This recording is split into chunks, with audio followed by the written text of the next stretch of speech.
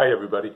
I I always think that having the most music fun is to write a song. That's what I do a lot, and it's not that hard. You think of things, you create ideas, you have some words you want to say, and a melody might come around. But what's important for me is that I not just remember the idea that I've had, but to keep a record of it. And I want you to be able to do that too. It's not hard. For many years, people couldn't write music down. They didn't have a way to do it. But in the year 1000, believe it or not, they came up with an idea. His name was Guido, by the way. But he invented the staff, which was 5 lines. At the time it was 4, but they added a 5th line. And what we can do with the staff is put notes on it. And that's an amazing thing to do. And it's not hard. And I want to teach you what it is. First, you have the 5 lines. That's a staff. And we have markings that represent a pitch. A pitch is a frequency. And for our purposes, think of a keyboard. You can think of a piano keyboard and press a note down.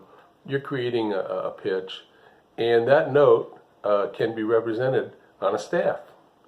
And let's keep it really easy right now and just use the simplest scale. A scale is a collection, a series of notes. And the easiest one is the one that just goes on a staff, starting from right underneath the bottom line. You write a little line, that's called a ledger line. And going from line space, line space, line space, line space, you create a scale. And believe it or not, it's that wonderful scale that we all know as do, re, mi. And you're starting on the letter C, the note C. Now, let's back up a second. On that staff, if you put a marking on that staff, a note, I think you all know what I mean by a note, and I'll teach you that in a second. But you can put a note there, but it won't have any meaning because you have to know what pitch it is. So they invented a way to tell us what that is, and they call that a clef sign. And most people who are reading music and singing, you only need to know one clef sign to understand what the melody is. We take an old-fashioned G and put some fancy lines on it, and you end up with what we call the treble clef, or as you now understand it, the G clef. Because the lines in that, I'm writing it backwards, that's pretty good, the lines intersect on the second line. That line is now understood to be G. Above it is A, below it is F. Common to understand. Starting now from the bottom, C, D, E, F, G, A, B, C. There you have 7 notes called a diatonic scale. Big deal. Dia is Greek for 7. And this scale came from the ancient Greek mathematician Pythagoras. Thank you, Pythagoras. And his followers studied this because very important idea is that the first note and the 8th note create what we call an octave. Octave. Get the Latin in that? Oct, like octopus, octave. And the octave frequencies are exactly 2 to 1. And it's a beautiful sounding, blending, consonant sound. The octave.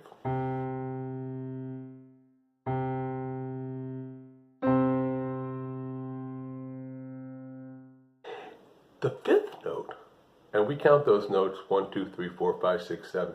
The 5th note is on G. And in this case, if the first note is C, the 5th note is G.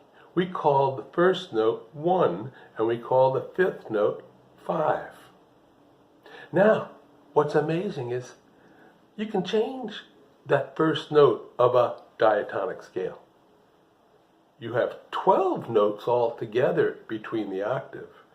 Look at a keyboard and you see the white notes and the black notes. Can you memorize something? I'm going to tell you something you must memorize. This is what is agreed upon in the whole world. Between E and F, and between B and C, as you can see on a keyboard, there isn't one of the black notes there. There's only a half step.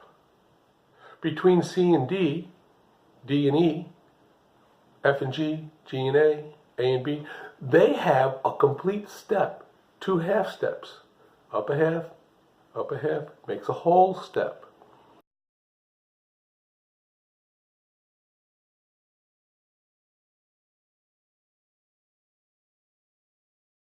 So that scale, that C scale, is the only one we don't have to put any markings to raise or lower a note. Those markings are called accidentals, and you can see that the most familiar ones would raise a note, that's a sharp, a half step, or lower a note, that's a flat, a half step.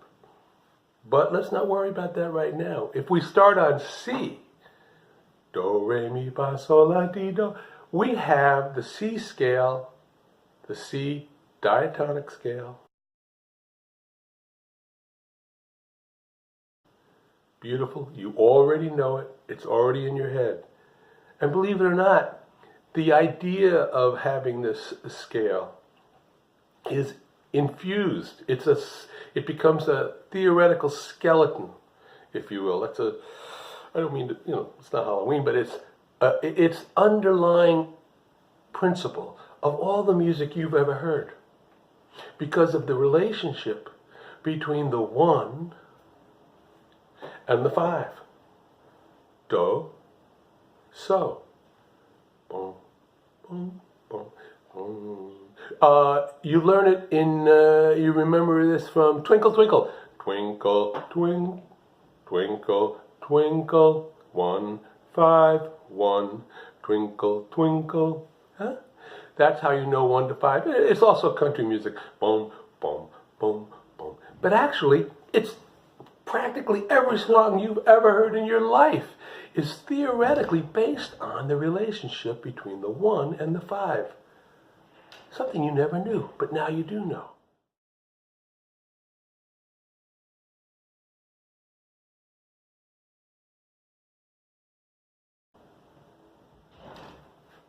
I hear noises. The next thing I want to tell you is this. If you look at that scale, C, D, E, F, G, A, B, C, on paper, right? 1, 2, 3, 4, 5, 6, 7. You can, oh, somebody's coming in my room.